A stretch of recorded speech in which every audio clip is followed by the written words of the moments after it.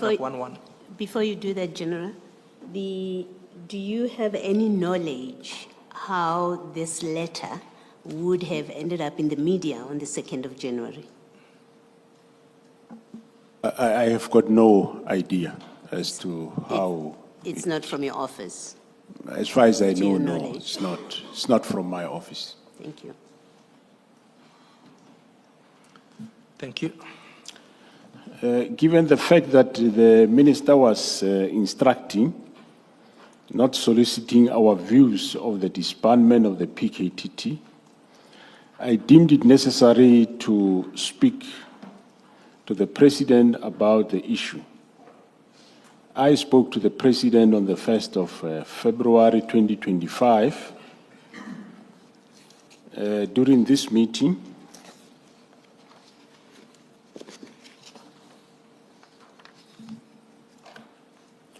I mentioned the Minister's directive to disband such a successful team, and the President told me that he would speak to the Minister.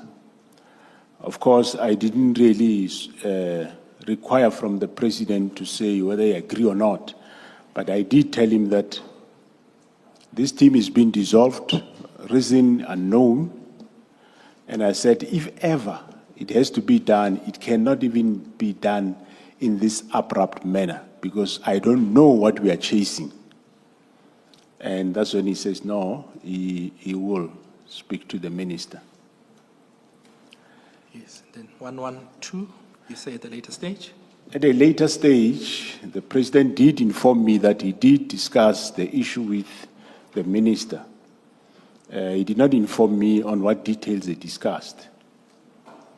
Did he tell you what outcome they reached on the issue? No. And is that where you left it with the President? Yeah, that's where I ended. As I said, well, I didn't expect President to get to an operational matter, but I did tell him that there is this issue. And I said, if ever it has to be done, it should be a process of winding down and not this abrupt manner. And from there, well, later I did,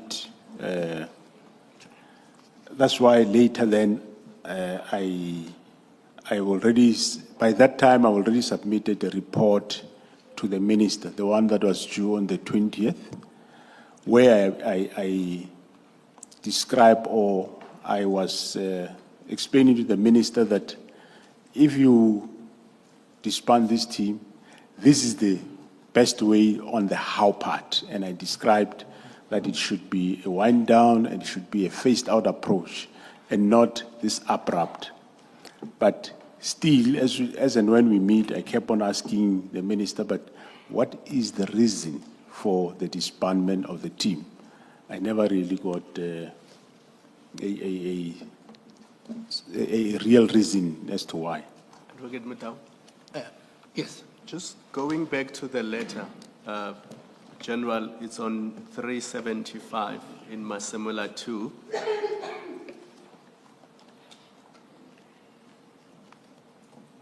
Paragraph 3, where the Minister talks about the political killings task team.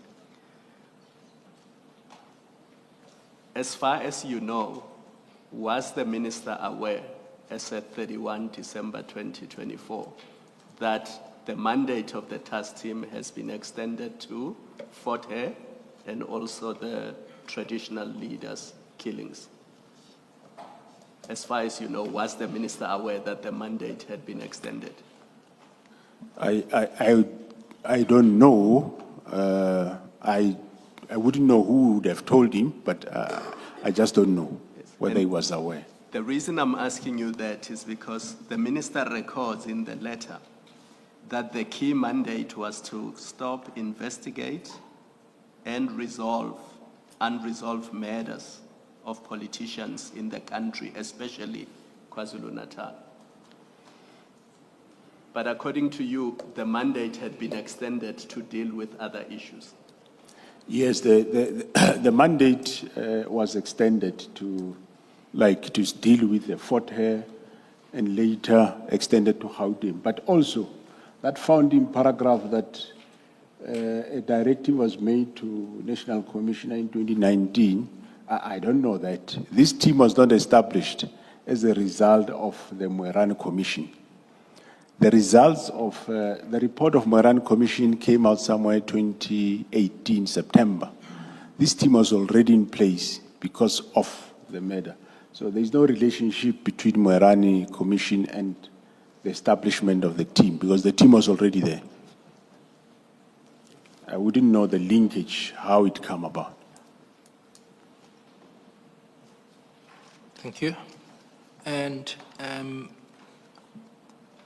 you later on in your statement deal with the various requests to brief the minister about the activities of the task team. Although those requests, you say you make them after this instruction had been issued. But leading to those interactions, if we could start at 113. It is important to know that the PKTT had proven to be an essential unit in managing political related cases, particularly during periods of heightened tension such as election cycles. The abrupt directive to dissolve the team not only disregarded ongoing investigation processes, but also undermined the collaborative effort that were in place to ensure justice and stability in affected regions. This decision, taken without prior consultation or warning, created significant uncertainty amongst key stakeholders like your NPA and the risk disrupting the momentum of crucial investigations. Yes, if I can ask you to just perhaps explain that last part, that last sentence about the uncertainty and the disruptive effect that it had on the stakeholders and the momentum of crucial investigations. If you could share with the Commission, what do you mean by that also? Yeah, what refers, Commissioners, is that this team had a team of, the PKTT had a team of prosecutors that were assisting the team, guiding them with the investigation. So when all of a sudden there is abrupt decision to disband abruptly, then you leave them uncertain, not knowing what is happening. And of course, the work that they were doing also from their side, it means, is left incomplete because they were not regarded or consulted when this decision was taken. And the issue regarding the impact, as you say, on the cases that were ongoing at that stage is not catered for in the minister's directive as to how they're supposed to be dealt with. Yeah, the investigations that were still pending, let's say partially had bails and cases that were before court and so on. So that is one of the areas that were not taken care of in the letter. And as I said, the prosecutors from NPA were also not consulted. So does it mean they remain in the province of KwaZulu-Natal or they must go? So that raises questions. And also, the impact on the cases itself will definitely be problematic because I also still going to court and there must have been partially had cases and follow up on prosecutors' instruction by investigators that has to be, still have to be done. So those, it means, would have all been disrupted in the main. Right. I think we'll touch on some of those when you deal with the report that was prepared and submitted to the minister pursuant to the letter. indicating that a report needed to be prepared by 20 January 2025, which is the topic that you deal with next at 114. If you could proceed from there.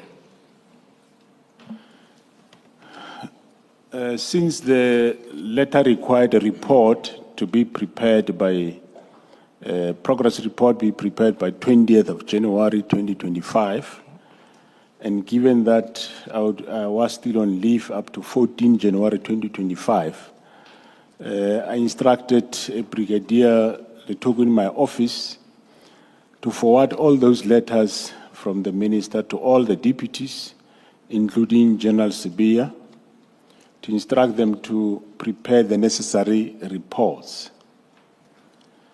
My intention was to discuss the matter with the minister to understand his reasons and attempt to dissuade him.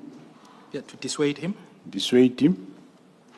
However, the letter contained an instruction to prepare reports that were due by 20th of January 2025. Of course, if I refused to carry out that instruction, I would have been accused of insubordination, since all that was required insofar as the instruction was concerned was the preparation of the reports, which I then allowed the officials at my office to start doing while I was still on leave. Thanks for watching. To continue,